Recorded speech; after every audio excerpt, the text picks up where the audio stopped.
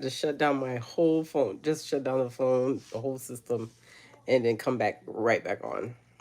I'm gonna put the little retouch on because I'm sick and I'm not looking or feeling too good either. So bear with me. So let me put the poll up again.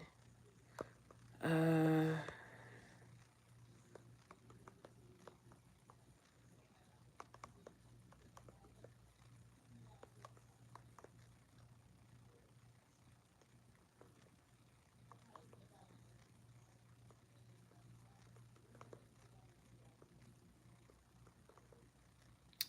I think it's working now. I have a iPhone 14 Pro Max. It's kind of old, been through a lot. Um, I don't want to get a new one because if you've heard about what's happening in the Congo, which I think people are just being silent about, uh, a lot of that conflict, that never-ending conflict that they have, is fueled by phones, laptops. You know, they have things in them. Why am I forgetting the name? To something that they have in them that they're getting from Congo, and it's help fueling the conflict. So what I decided to do was like I'm gonna hold on to my phone as long as possible, uh so that I don't be a part of that. Then they have something called the safe phone. Okay, Cobalt. There's something else too. They have something with a T. You're so well versed. Yay. Okay, good, good, good. It's all working. Yay. I was like, what was that? And today's topic, I think, is a very necessary topic. Like I always like to say, don't say I don't tell y'all. Like, because I'm telling y'all. I have my notes on the computer, so I like to do my phone here, and then my notes are here, so I don't forget to tell you guys stuff. Okie dokie. So yeah, they have something too with a T, but Cobalt's one, and it's fueling the conflict. So I have been holding on to this older phone because I don't want to be the reason why that conflict is going on. You know what I'm saying? I know I'm from a destabilized country too. And when people just don't care, I just can't, so. And so funny. Somebody asked me, like, she said she liked my picture quality, and I was like, thank you. And she was like, what do you use? Like, I like your picture quality. I use my iPhone 14 actually for most of my pictures, but I do edit videos on CapCut. And hi, Ralph, welcome. Hi, welcome. I edit on CapCut and Lightroom, and I do use some Facetune. So you should be aware of that. Anyways, I just try to do a lighter one so I don't look like a completely different person. But yeah, so all right, let's get into it. Money matters. This is super important. I don't know if you're skipping this, I don't know what to say. But anyways, so one of the quickest things that I see for diaspora, immigrants, expat, whatever you want to refer to them, one of the quickest ways that people end up going back around, I'm talking about in a few months, is money. It's money. That's one of the main reasons. I'm not going to say it's everything, but it's one of the main reasons, okay? And I wanted to make this very clear. Budgeting in the US or Western countries, let's say Western Europe and things like that, which has that infrastructure, the financial infrastructure thoroughly developed, is very different than going about it in a developing country. Okay? I want to make that very clear. So, what you think you probably don't know in a developing country. All right, so we're going to talk about some sorry, again, I'm sick. Some general money differences, some things that you should know about, some things that I know some Americans or Westerners, whether you're from London or whatever, is gonna be like, what? Is that what they do over there? But yeah, yeah, you know, I'm based in Ghana, so I'm gonna be using Ghana as like the main point. But I've lived in other developing countries, and I can tell you, hi Robert, welcome. I can tell you some of the similarities and differences I've seen in there too. So you'll hear me talk about South Africa and etc. So, all right. So okay, so let's see. For the poll, everybody's saying yes, they feel like they can. Budget well in the developing country? Well, all right. All right, so let's get into it. General money differences. Unpredictable expenses. Okay? So you'll see me read off my notes. Even if daily costs seem cheaper, surprise expenses, whether it's paperwork, utilities, medical, housing, can hit harder. Okay? Oh, happy. I don't care if you're going to Ghana, Rwanda, or whatever with $1 million. I don't care if you're going with 10K, because I know there's some people who do. Okay? You need to budget. And I say this as a person who struggles to budget. Okay? I'm just telling you the truth. All right. And feel free to ask questions, guys. So I'll be answering it from time to time. All right. All right. So unpredictable, expensive. Yeah. So when you look at, like, again, we're gonna use the CD in Ghana obviously a lot. See Bank of Ghana here. um, you'll see the transfer rate, you'll be like, oh yeah, this is good, I'm balling, and da da da. And we all do it, all the diaspora, all the expat. I've spoken obviously to several people. I walk around in the groups. We're all guilty of doing that. They're like, oh well, it's only translating to $2. It will eat you up very quickly. Do not make that mistake, okay? Do not make that mistake. So be very careful with that. Do not think, rule number one, in fact, since I'm going to be teaching you guys, rule number one, do not come do not use the, oh, but this it's a lot cheaper than the US. Don't use that mindset. Is the price fair in the country you're in? Okay? Is it the right price? And there's two reasons why I say that, okay? In the local, you need to move according to what's happening in the local context. You're not in America, so why would you be trying to pay American prices? You understand? And when you do that, you know who hurts? The locals who don't have access to dollars, the locals who do not have access to pounds. These are the things that create hyperinflation. When a whole bunch of money goes into the system, when you're paying double the price for a good and you shouldn't be paying that price. Okay? Rule number one. Uh, so happy, that is a very good question. I'm gonna actually make a whole video on this. I decided, oh, thank you for the likes, guys. I decided to make a whole video on this because I realized that this can be very hard, and this was one of the hard things for me when I initially got into some of these countries. And the thing that I did, I'm gonna be very honest with you, you need a local friend. You need to go to the shop with the local friend. You need to, when they're shopping, you don't say nothing. You keep quiet with your accent. You let them go, and you see, okay, a bag of rice is, let's say, 100 cedi. Okay, it's 100 cedi. That's how much it costs. Or onions cost 10 cedi. You stay quiet, you follow, and you learn, and you notate. Okay, that's how you, if you're in the open markets. I did a video on open markets before. Open markets is usually there's no labeled prices, it can be bargaining. That's how I navigate open markets. I go with somebody who's from there. Okay, and that's why you also need, and that's all I'm gonna go and say this, you need local friends, you need diaspora friends, you need both sets. Okay, diaspora friends are going to relate to you and help you. They understand where you're coming from, and they'll help you go through some of the emotions that you're having in the country. Local friends are going to be like the automatic check. They know exactly where you are. Okay, diasporas, they might have an idea and stuff like that, but nobody knows their place like a local.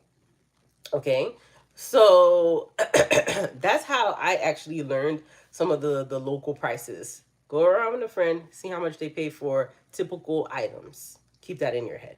Okay, and sometimes too, let's say the lady who's selling it, or man, but a lot of times it's ladies. Ghana has actually one of the highest rates for female entrepreneurs. Okay, so the lady who's selling it, maybe she's seen you before. She knows that you know the price because she's seen you with your friend a couple of times, isn't it?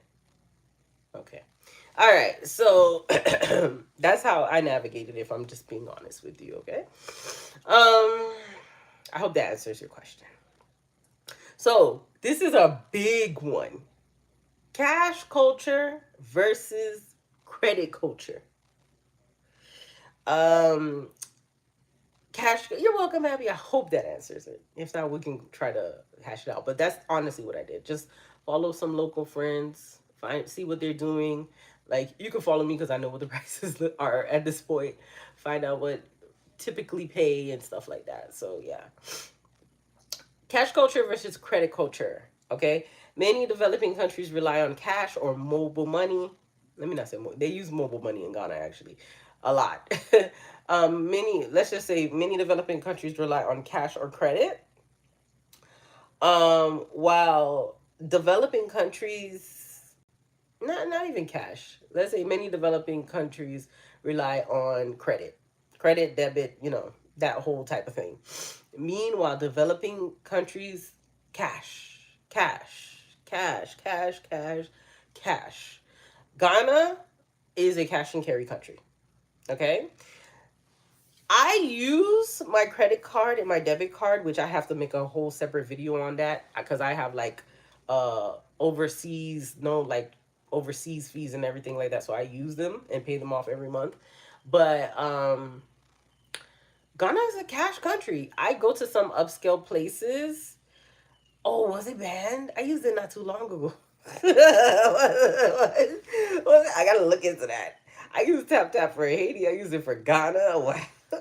Jeez, I wouldn't be surprised. I gotta check into that. Um, I was on there. Not okay. Well, I guess not. There was one called World Remitly. Oh, let me say this.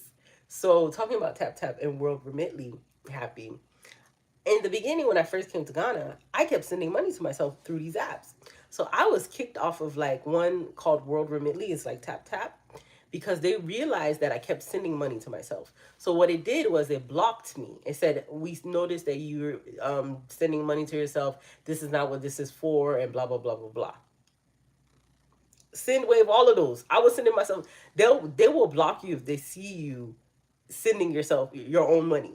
So you got to be cognizant of that. So you got to figure out how you're going to do your cash flow. Okay? All right.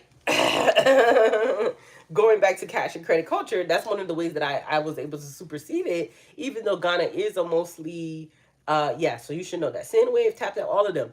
If they find out or like they can see how, that you keep sending yourself your own money, they can block you from it because they did that to me. Okay? Now, the upscale places in Accra, they accept a lot of credit card. You know what I'm saying? And that was one of the ways I was able to like kind of, manage it. But at the same time, too, even the upscale places in Accra, because of the network, again, the infrastructure, it's called the network. You'll hear them say in the network. Like the reader won't be working, so the system might be down. So if you don't have cash and you just have card, you're stuck in that place because you can't pay your bill. So it's a always have a little level of cash on you because I've seen that happen several times. If you were to only have cash, they have mobile money is a very big thing in Ghana. If you don't have mobile money or cash and you just have the credit and the network is down, which is it goes down when it wants to go down, we never know. Um you're not going to be able to get out of that place. Always have cash or mobile money. Yeah, you get me? So yeah, it's a very much a cash and carry country. There are some ways to get around it. Of course, it's going to be in more, you know, upscale places, but they also are going to cost more too, obviously. So, all right. So,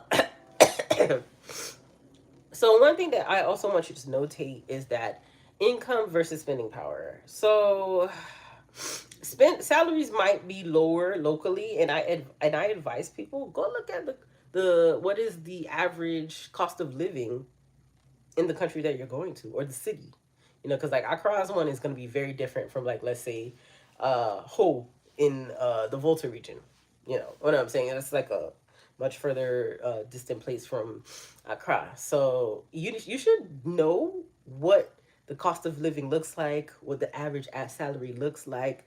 That's one of the reasons why some of you guys are spending $200 on braids in Accra, and you can't understand why some of the locals are, they're so upset and why you're outpricing some of the locals. Because you're spending somebody's salary or a typical person's salary on braids. and they can't they can't afford those types of things, and it rises the cost up. So go look up what is the average cost of living. Go look up what is the typical amount of salary the typical person gets. Somebody like, let's say, a graduate and stuff like that. Go and look at that wherever you're going. Okay. So spending power can stretch differently depending on your lifestyle choices. Okay. Let me repeat that one more time for everybody in the back. Spending power can stretch differently depending on your lifestyle choices. Okay? And I want to make this very clear. And the reason why I want to make this very clear is because people will come to me and be like, Jesse, well, how much do you spend? And da da da da. And I'm like, there's several reasons why I don't go into that. And one of the main reasons is because people then want to hold me liable because they can't live or stretch on, the amount of money that I could live on. It could be completely different. It's real in a place like Accra. It is highly dependent on your lifestyle because there's people living in two completely different worlds, if I'm being honest, in Ghana. So, you know, just saying. But if you're gonna be eating lobster and shrimp every day, even in America, that's gonna be different than somebody who's eating ramen noodles, isn't it? And in Accra, I think it's even more apparent. Or in Ghana, I can see it even being more apparent and more wide. Okay, and like some of the differences that you can. Well, we'll get into the apartment part because I want to give you. I have a section on that, so we're about to actually hop into that one. But it's highly dependent on your lifestyle choice. A lot of diaspora and expats, what they do is they replicate America in Ghana. Now that is going to come at a premium because you're pretty much importing a lifestyle. Do you understand what I'm saying? How to which degree is highly dependent on you. Okay, but it stretches depending on how your lifestyle choices are. Exact. Happy just said it. There isn't really a middle class. The rich and poor are close. No real middle. That's the thing. The America has a much bigger middle class. You understand what I'm saying? Like in developing countries, it can be quite a stark difference. You understand what I'm saying? So, and then like it's all about again choices. So like me, yes, I do go to a lot of bougie stuff, I'm not gonna lie. But I made it clear in one video that I posted that a lot of times I'm invited to stuff. I guess because I blog, maybe the people want to probably just showcase their things to other diaspora or whatever it is. Sometimes I'm paying for it out of pocket. Sometimes I'm not. I have to be very clear about that. You understand what I'm saying? So don't be thinking that, okay, if I tell you, okay, I spend exactly $2,000 a month, now you can go and replicate the same thing when we don't really do the same things. You understand what I'm saying? Like our life, personally, maybe you don't vlog and maybe, you just want a completely private life or little things like that. Like people don't think about, but yeah, they make a difference. They make a difference. That's why I'm like, I don't think it's wise to do that because I pick and choose. I know what I can deal with and I know what I can't deal with. And one thing about it is like I always try to make my history very clear. I've lived it again. This is my third developing country. I used to be in the Peace Corps. I don't know if you know about the Peace Corps, but it's rough. Like I can ride the wave. And I know some people they're not gonna be able to ride it in certain ways. You understand what I'm saying? So that's why I'm like, be very cognizant of that. All right. All right, so let's get into housing and utilities. Rent. I know you heard people saying $200 for rent. In fact, let me read it off and then I'll elaborate. Let me read my note off. Rent can be more affordable compared to developed country, but upfront payments can be 1 to 2 years in advance and is very common. Okay, so you're hearing 200. I don't know. Let's say you're hearing $200 a month or whatever it is. There's places that will ask you for even up to 2 years of that rent altogether. Yes. Okay, I was literally talking to my boyfriend on the phone before, and it was like, my mom's a what is it, a thingy owner in Haiti. She would collect 2 years of rent. I've heard some people in Ghana doing that. Really, they'll usually it's 1 year, but legally it's supposed to be max 6 months. Okay, so but people do that. Yeah, happy. They said they shouldn't do that, oh, but they're doing it. That's and another thing that they said happy that they shouldn't be doing, but people are doing it is pricing in dollars. They're not supposed to do that. The Bank of Ghana said that, blah blah blah. They're doing it. You see, from what it said, what it said, situation on the ground, and maybe Muhammad in genuine being genuine, that's exactly what he wanted. He's the president. That's what he's saying. But that doesn't mean that every private person is going to follow it. Okay, I'm telling you the situation on the ground. All right, and it's not everybody. Technically, you can actually take them to court, but yeah, it's not everybody. But if I tell you the truth, that's what is being seen. Okay. All right. So let's go into unpredictable bills. Unpredictable bills that you will often come into contact with. Um, Outages, things with outages. So electricity, internet, water.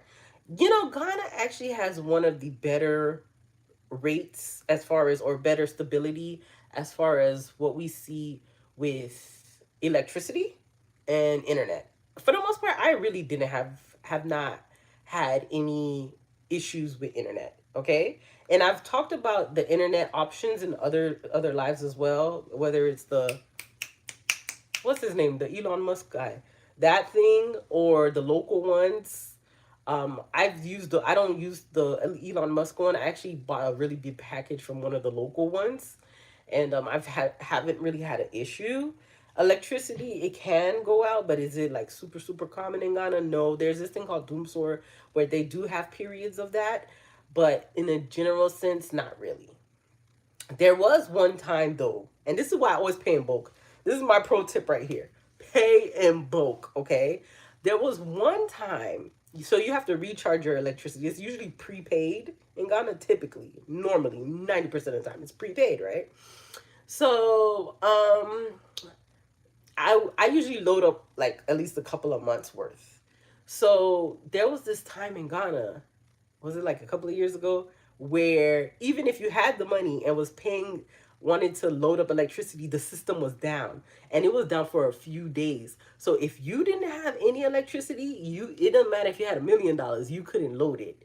You understand what I'm saying? So before that even goes there, I usually just pay like electricity for a few months, and like, so if anything happened, I don't want to hear, oh, I can't load it, because imagine you have a fridge with groceries in it, or you're sleeping. Ghana is a hot place, it's a humid place, it's like Miami, and you don't have AC, no fan for a few days, even though you have the money, because something's wrong with the system. I always anticipate something might, and that was like once, like a couple of years ago. Okay, so thanks, Happy. But yes, you don't know if that can happen again. So hello, welcome. So for me, what I do, 2 3 months of electricity paid, 2 3 months of what's it called, internet paid. You understand? And usually when you pay more in bulk, like especially the internet, they give you bonus bundles, so it lasts longer.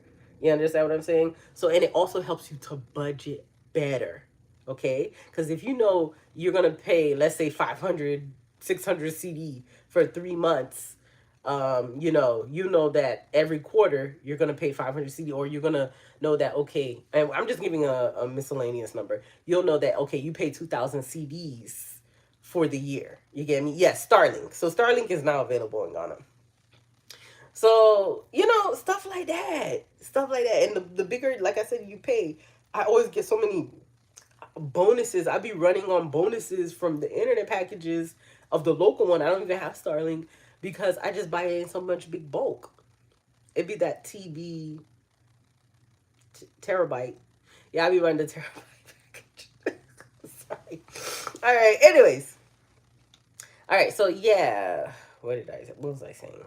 Yeah, so those things can become unpredictable sometimes. So you want to be very careful with that. Make sure you buy, if you can, if God bless you, we thank God, you buy your thing in bulk. So when problem come ahead, because I remember during that time when when the you couldn't pay because the system was down to put electricity on, and people was like going without electricity for like a couple of days, and I was cool because I had already stocked up on electricity. Anyways, all right, so food and lifestyle. Let's get into food and lifestyle, guys. Do you have any questions, by the way? I'm so sorry. I'm just like, because I'm mixing like personal experience in it. So sometimes I could get like, I could drift. So always feel free to pull me back. But yeah, do you have any questions so far? We good? All right. Food and lifestyle. Okay, so imported goods. Imported goods. You should already know this. Name brand products, they're always more expensive. It could be double, it could be triple. Whatever what's the going rate. You understand what I'm saying? So yeah, like it's like highly dependent on what you want to do. But yeah, imported food is definitely more expensive. Okay? So all right, let's go to local goods. So that yeah, so think about like, okay, your Heinz ketchup, your typical regular stuff. Like it's gonna be more in the store. It's these are like brands that are common in America or whatever. If you're getting it in Ghana, of course it's gonna be more. So, all right, let's see, local local goods. Yes, local goods. So I wanted to write a note about that. Shopping at markets and eating locally can save you a lot. A lot. I think I did mention this in my outdoor markets versus local markets video. And yeah, it could be significant. Yeah. Eating locally is so cheap. What I suggest that you do is that you learn some local recipes and meals. It's going to take you far. It's going to take you far. It's going to save you a lot. Um I actually, what happened was that I had a friend. I was like, I need help. I had a friend suggest a chef from her job, and he actually, talking about that experience with the local people, he went to the market with me. So then I started to see what he got, how much it cost, and I would give him some extra money to come and teach me how to cook the thing. So one of my favorite things to eat in Ghana is kontumari. That's like my favorite thing. It's like a leaf heavy dish. It has a boiled egg in it. Delicious. And so like, oh, maybe I haven't sometimes I don't send the videos from TikTok onto YouTube, but I have a video cooking it. And he's the one who taught me. He's the one who showed me where to get the food. He's the one who showed me how much the food costs. I don't have his contact anymore, but pretty much you need to find a similar process. I should probably see if I can find his contact. But anyways, oh, I stopped talking to him because he tried to hit on me. Yes. So okay, let's see. Oh, do you grow any foods where you live? I do not. I do not. I keep saying I'm gonna get into it, but I don't. It's so cheap that I don't even have to do that. But I keep saying I'm from what I'm gonna bring from America. Those what's those things like those vertical growing things, and then grow like at least little some like basic stuff. But yeah. Okay, let me see. I keep saying I'm gonna do that. I keep saying that, but I haven't done it yet. Okay, so we're recapping. Imported food could be double, triple the cost, much more expensive. Local goods, shopping at like local markets and eating locally can save you a lot. If you want a pro tip, find out how much things cost, um, and learn a few local recipes. It's gonna save you because you know putting hope onto that one expensive granola that you have that's your favorite from America, it's gonna bankrupt you. I feel like how much was yogurt when I find also local alternatives. That's another thing I'm gonna tell you.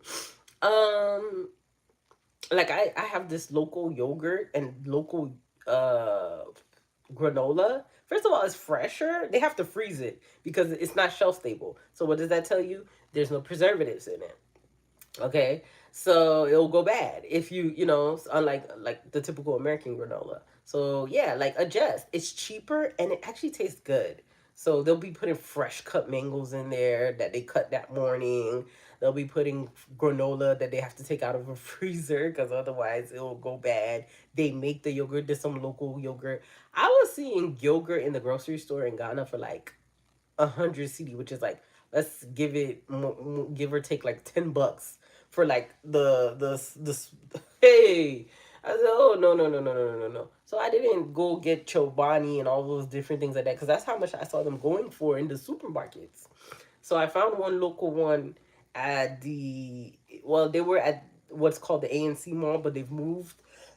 And the local yogurt is good. You could get it sweetened, the preservative free granola, the fresh mangoes. Oh, it's nice. It's very nice and so much cheaper. So in fact, I would just go every two every on the weekend um and get that as a dessert, and it was so much cheaper and it was so fresh, preservative free. So find uh your local alternatives. They're there and you're supporting the local economy. Okay? Happy. So yes, they actually do have a cheese. Not the ones that we typically have in the West, like let's say Parmesan or something like that. This is what they have.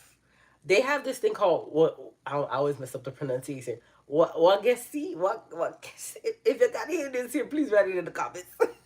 Wagesi. So pretty much it's from the north apparently, and it comes from a plant. And they use it like a vegan substitute, but it's like a cheese and they fry it. Let me see if I can Google it. And it's really, really good. I love it. And you can have it with wache. Let me see if I can. I don't think that's how you spell it. But nice try. Okay, I got it. It's Wagasi. Wagashi. So okay, they say it's made from cow's milk, but I actually saw somebody. Yeah, somebody said it was from cow milk, but okay, it must be the vegan one is from the tree. But it's like a fried cheese. Wagasi.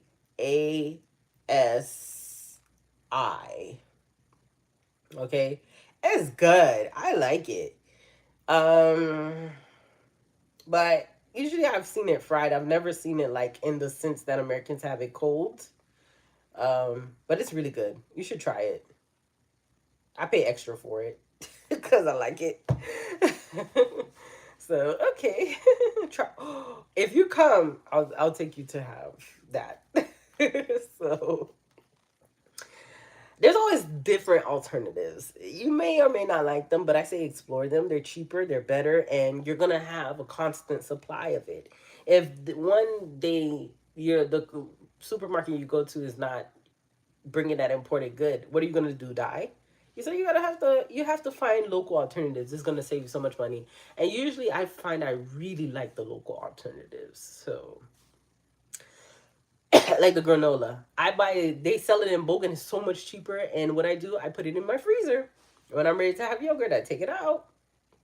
No preservatives. All that stuff in America that's gonna kill you.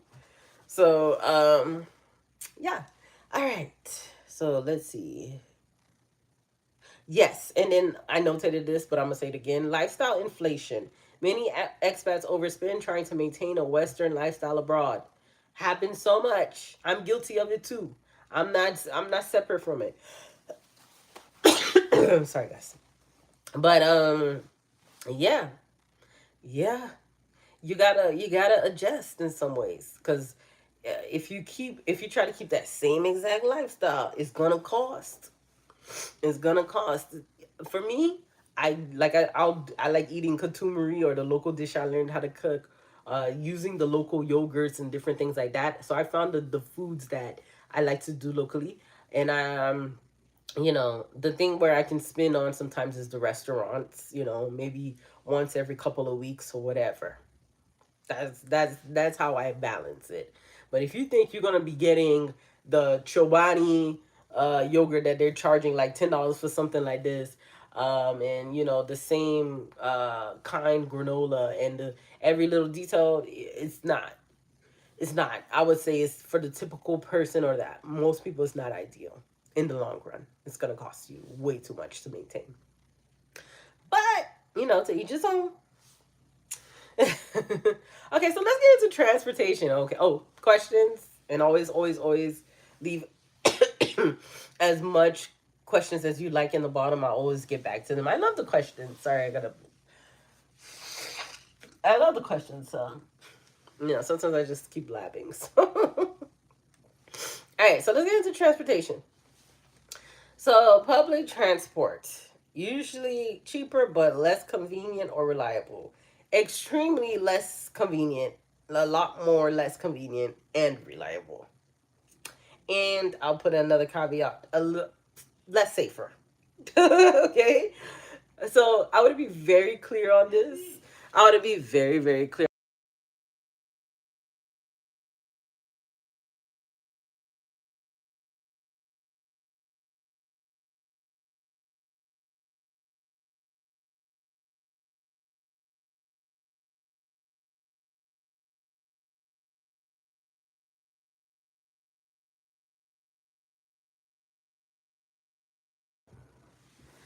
Okay. So let's see. All right. Where was I? Public transport. So they have something called chochos, which are they're owners of the road. Okay. Chochos drive on their own type of riding scale. Um, yeah. And is like how in America you're gonna be like, oh, the bus passes at 6. In Ghana, it's like a guesstimate. When it comes, it comes. You know what I'm saying? So, and motorcycles too. Motorcycles kind of through traffic, so you need to be cognizant of that. Yeah. So, yeah. Okay, car ownership. Let's get into car ownership. Oh, Happy, I have an answer for you as far as car ownership goes. Um, Car ownership, okay, more affordable to buy used cars, but maintenance, fuel, and duties can be very expensive. So if you want to bring in your own car, you got to pay like the duty or the tax on it.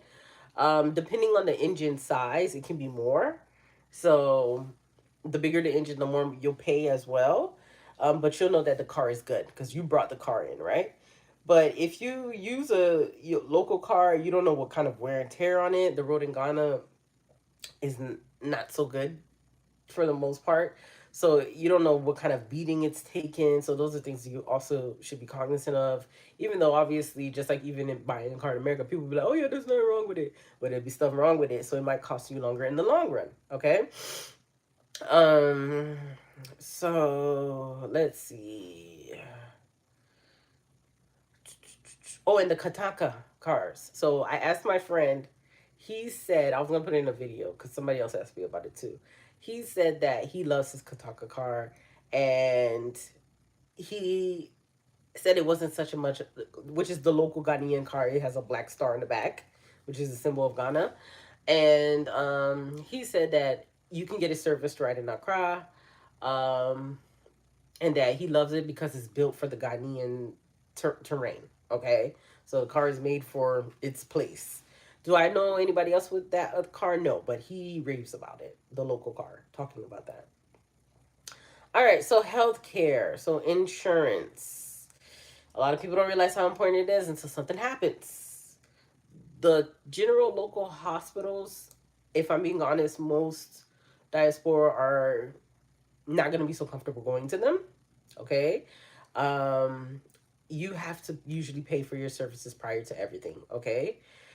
Oh, no problem. I thought I told you, but I didn't even remember. But yeah, he loves it. He says you can easily get it serviced in Accra, And yeah, it's built for the terrain. So swears by it.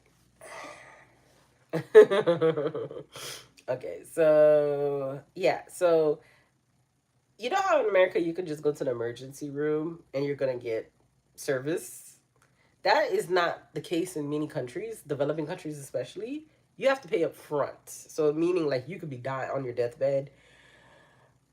If you don't have the money, you know what I'm saying? That's why you need to have insurance or because what if you're incapacitated? You understand what I'm saying?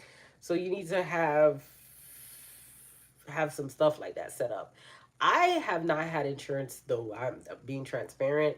Like I said, I've done my teeth, got my teeth cleaned for like $50 at a real nice place or whatever. But if you have the American insurance and you can keep it, if it's not a problem for you, keep it because a lot of the upscale hospitals in Ghana actually utilize the American insurance. Okay, great for emergencies. And when you go back to the US and you want to see a certain doctor or specialist that maybe they don't have in Ghana or whatever, or you prefer the American one, then you're going to have obviously a lot more ease as far as that. All right. Out of pocket costs, some procedures and medicines are cheaper, but emergencies or specialized care can be extremely costly. Okay. So yeah, routine stuff, medicines on average are cheaper if they're regular local stuff. But if you're like looking for like brand name and stuff like that, just like with the food, it can be very expensive. And specialized care and emergencies again can be extremely costly. So, all right, so let's get into our social and cultural factors. Um, Perception of wealth. Locals in many developing countries may assume foreigners have extra money to spare, extra money to share. This is not an odd concept, and which can add pressure to spend more. I am being very upfront with you. This can happen because let's think about America. America is and its perception on the TV screen. Okay, and in truth and in reality, if you look at the facts, America is one of the most wealthiest countries in the history of mankind. You know, more than the Roman Empire, et cetera, et cetera. So when people are seeing this on TV and they know that you're from this place, then they automatically assume that you have money. Okay, and it puts pressure like, oh, you're supposed to pay more. It can be that way. And when I speak to you guys about open markets versus supermarkets, the price is already there. You understand what I'm saying? Versus open markets where you can negotiate and you don't know. So going to some of these places where the price is not set, and then sometimes people having certain perceptions about you because you're from America, it's like, well, she can pay more because she comes from this place. It doesn't matter if you've been living in Ghana 3 years. They don't know that. They don't, you know what I'm saying? And even if they do, maybe, there's some way, somehow you're getting money and you can help them. You understand? Or you can pay more. I have definitely encountered that. And that is not something that's unique to Ghana. It's something I've seen throughout the developing world. Okay? America and the way it's seen, and you're an extension of it. And that's just how it is. Does everybody think like that? No. But you will definitely encounter it. Okay? All right.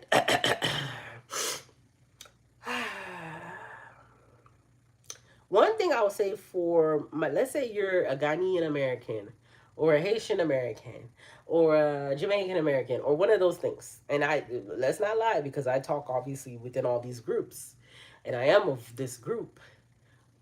For the diaspora, the actual Ghanaian diaspora who are returning back to Ghana, one of the things that you're going to find more difficult than a diaspora like me who's not from there is supporting extended family. So, common expectation in many developing countries, even for expats, is that you will help to support extended family or you'll be able to spare a few. Okay? So, that is something that you may want to consider and may want to think about because it may happen to you as somebody who's coming back to a developing country with family there. Okay? All right, so let's wrap it up because I have somebody. I have to. I'm eating dinner really late, but anyway. Okay, so living abroad isn't just about the cost of living being cheap. I want to make that very clear because the first thing I hear when I listen to these nonsense vlogs is, "Oh, I braided my hair for $20. I da, da, da, da, da, da, da, da." I automatically realize that you have no idea what you're doing because you're not taking into context the local culture. Okay, it's a so living abroad isn't just about cost of living being quote unquote cheap because it's cheap to you, the foreigner, or the person coming with a powerful currency. It's not cheap to the local. It is about how money flows differently and whether you can adapt your habits. Okay, if you refuse to change, thank you, Happy. If you refuse to change, if you refuse to adjust, as kind as a place like Ghana is, it will eat you alive. I promise you that. I see it each and every time. And as much as I say it, people do not listen. If you're not listening here, you will listen down there when you fall in your bum. And that's my prayer for you to avoid this. But this is why we're having these conversations. If you don't take it to heart and you don't find out what works for you, and I'm not saying, oh, what works for Jesse, what works for this diaspora, and da, da, da. If you don't try to find out what works for you, try to adjust locally, financially, and other different ways. If you don't face the truth, which one of the ones I just ended it up with is the perception of wealth of Americans abroad. If you don't anticipate these things, you'll find trouble.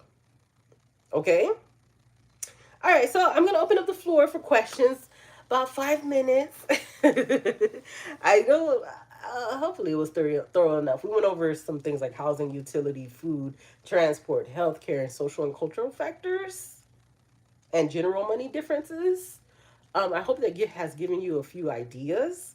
I probably could extend this into another live, but I think I've given you several personal examples, whether it's from how I, navigate with internet, electricity, food, and stuff like that, and what I've seen other diaspora do, and how I enjoy some of my Western lifestyle because I know that I couldn't be completely without everything. Although I did do that in the Peace Corps. But I don't want to do that now. So I do go to some upscale restaurants every once in a while, whether they invite me or I pay by myself. So, and then things like that. So, thank you, Happy. I hope it helps. I hope it helps. So I'm gonna try to pull some more information on the car for you, okay? So, but yeah, so that's pretty much it. Don't forget things like rent in Ghana and places other developing countries. They can ask you for 1 or 2 years up front, even though they're technically by law not supposed to ask you for 6 months. But do I hear it all the time? Okay. All right. Adopt some local food. There's some great dishes. Adopt some local food. And don't wait till an emergency to figure out what you're going to do with healthcare. You don't do that. You know what I'm saying? Like, God forbid, that's not my prayer for you, but what's the plan?